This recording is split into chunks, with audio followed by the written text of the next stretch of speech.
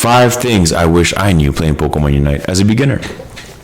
Hello, ladies and gentlemen. Welcome, children of God. Today, I will tell you 5 things I wish I knew playing Pokemon Unite early on. Every day, I learn something new about this game. All I'm doing is simply reporting and sharing it with you. Let's get started. Oh, don't forget to check out some gameplay. You can see all these tips in motion. Okay, back to the video. Using the arena, bushes, walls, etc. Using the arena is extremely underrated. Many people panic and just give up and get themselves KO'd. Let's say you had a move or the eject button.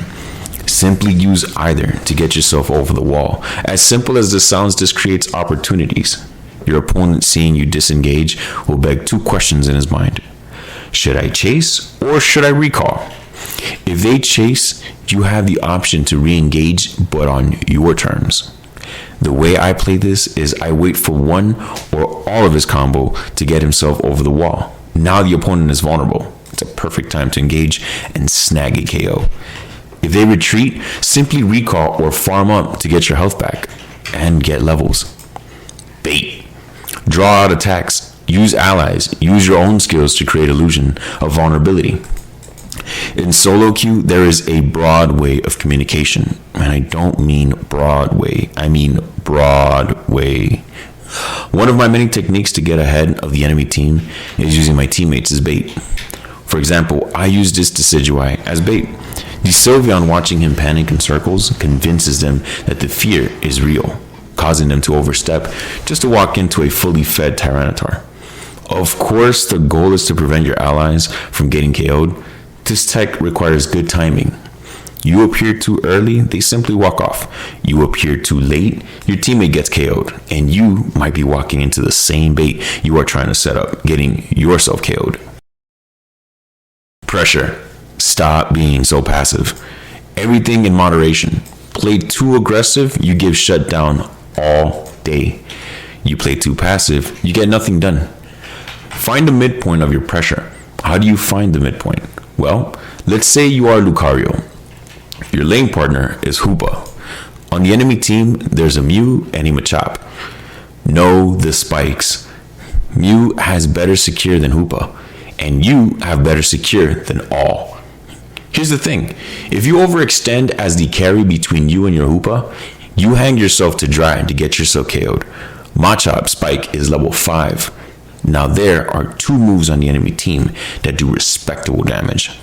Know when to contest, know when to pressure a score, or even zone for your supporter to reach his spike to provide cover for your spike. I run E-speed like a man. This means my spike is level 7. It would be better for me if Hoopa had hyperspace hole or trick to help me secure farm without causing me to overextend. Objectives.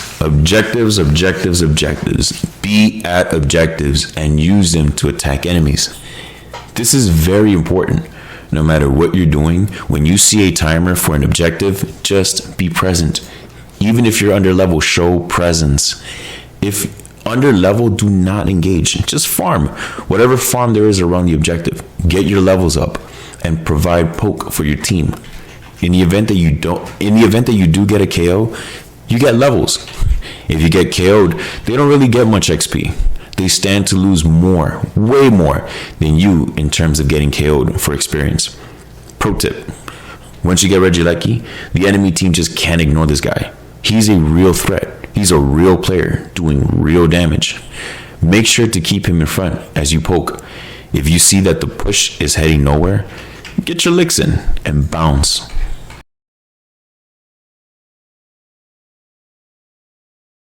Overcaps. Maximizing dunk points. This is arguably the most important tip.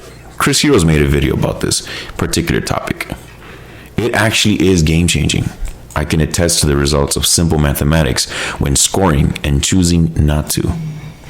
Simply let everyone score if it means leaving the goal at a low number like 5. Then you go and you score your 30, your 40, maybe 50. This will give you a lead on an eventful close match. It truly decides who wins by that much of a margin. Bonus tip for the troopers. for you guys, my real supporters, the ones that hang tight at the end of the video. For making it this far, remember how I mentioned to never let emotions get in the way of dictating your actions? Well, that holds true in and out of the game.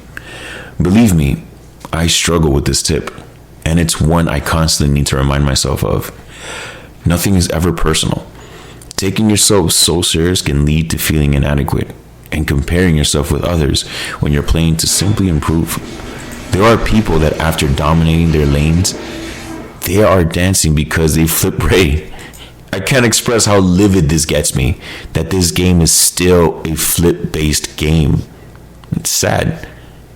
But I must remind myself, his parents never hugged him, so I gave him a hug by giving him a like at the end of the match.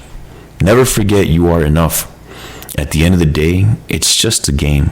Simply go to your nearest mall with your gray turtleneck sweater and start swinging your bags like you're posing for a Christmas card while you're hearing Mariah Carey in the back playing "All I Want for Christmas Is You." Take care.